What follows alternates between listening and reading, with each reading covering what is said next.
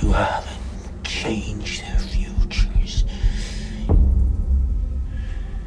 You haven't saved. Isiah Mustafa, who became a major part of the It franchise after stepping into the adult version of Mike Hanlon in It Chapter 2, has finally talked about the possibility of coming back for a third movie. His comments come at a time when the franchise is shifting again because HBO's prequel series Welcome to Derry is gearing up for release.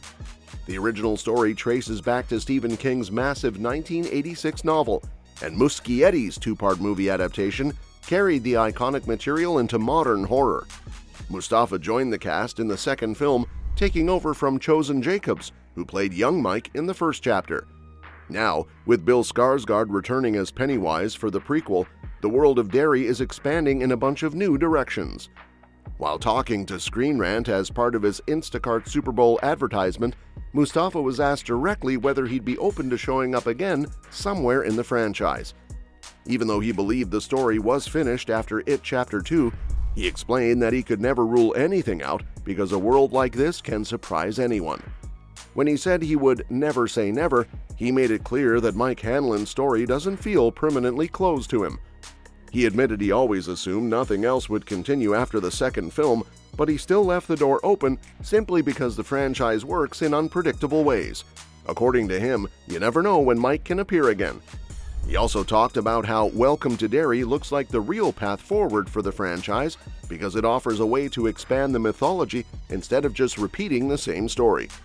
Mustafa said he had the chance to walk through the set during production, and Andy Muschietti personally guided him around the location.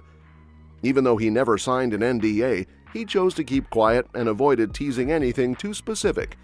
He joked about how Muschietti pointed at things on set while reminding him not to talk about what he was seeing. For him, it was just exciting to watch the team building something new inside the same universe without feeling pressured to reveal details he shouldn't. When you look at what Mustafa said, it becomes clear what it means for any potential It 3. The ending of It Chapter 2 shows Mike ripping out Pennywise's heart along with the other losers, so the original story leaves almost no room for another confrontation. Pennywise's 27-year cycle also makes it difficult because if the creature somehow survived, it wouldn't return until 2043. That long gap makes an immediate sequel feel unlikely. But even though the story wraps up, Mustafa still hinted that audiences can't fully predict whether the losers might appear again in some form. The prequel show is traveling backward in time across 3 planned seasons, jumping from 1962 to 1908. So that structure alone opens small opportunities for creative flash-forward moments or cameo appearances involving the original actors. There's also the fact that Stephen King's universe connects many of his books through shared characters and locations. That gives Mike Hanlon more opportunities outside the core It story. King's 1994 novel Insomnia is set in Derry after Pennywise's defeat, and Mike appears again in that book. Because of this, Mustafa doesn't necessarily need a full-blown It 3 to return.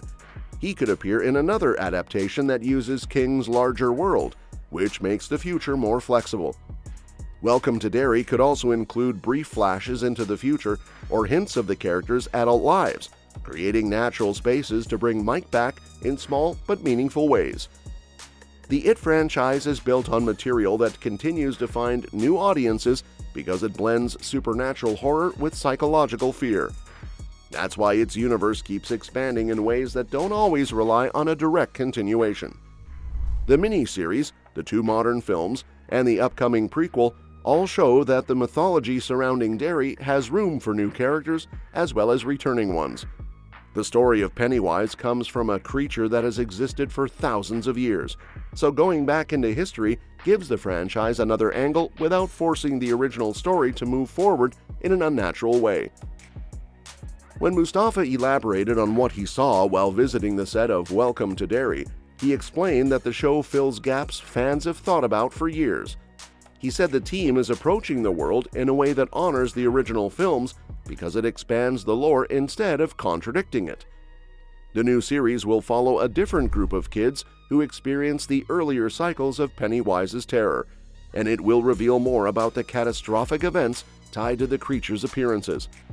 Even though the plot remains secret, it's clear the creators are taking their time with a layered story that explains what shaped Derry's dark history. He described his visit as something he enjoyed simply because he got to see familiar collaborators again. Even though he laughed about not signing any confidentiality paperwork, he still refused to reveal what he witnessed. His comments made it obvious that the set carried the same eerie atmosphere the films became known for. According to him, Muschietti jokingly acted like a tour guide, pointing at things while reminding him not to talk about them. It created a sense that the show is packed with references, new mysteries, and details fans will recognize once the series airs. This level of secrecy also reflects how HBO and Warner Bros. Are trying to protect the surprises inside the show, because Pennywise's mythology grows deeper when viewers discover details naturally.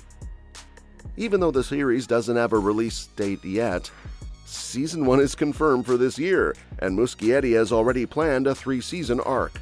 The long-term outline suggests the creators know exactly where the story is heading because it stretches across several decades, leading into the creature's earliest recorded appearances. Given all this, it makes sense that Mustafa's potential return depends more on the direction of the franchise than on the structure of the original movies. Although having an It 3 seems unlikely because the losers defeated Pennywise so decisively, the world still leaves doors open in the form of time jumps, interconnected story threads, and other King novels set in the same town.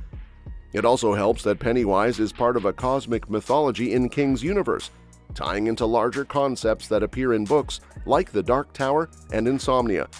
So even though the loser's story ended, the connection between Derry and the supernatural forces behind Pennywise gives the franchise room to revisit familiar faces without feeling repetitive. For Mike Hanlon specifically, he becomes one of the characters most linked to Derry's history in the books, especially because he's the one who stays in town. That makes him ideal for future appearances in prequels, spin-offs, or adaptations of other Derry-related stories. If Welcome to Derry chooses to introduce even small glimpses of the future, Mike's character naturally fits because he's the one who documented Pennywise's previous cycles.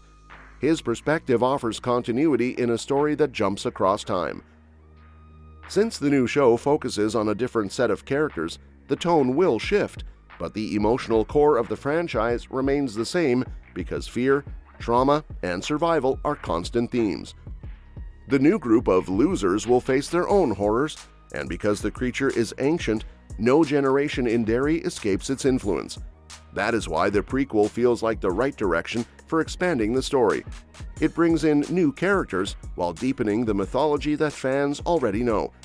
For now, the world of It continues to grow through the upcoming series rather than through another sequel film. Mustafa's comments help paint a picture of a franchise that isn't closing its doors, but instead choosing to build outward. His openness to returning suggests that the creators can include him wherever the story calls for it, because Mike Hanlon remains one of the most significant characters in Derry's overall timeline. And that's that for today's video. Thanks for watching, and we'll see you in the next one.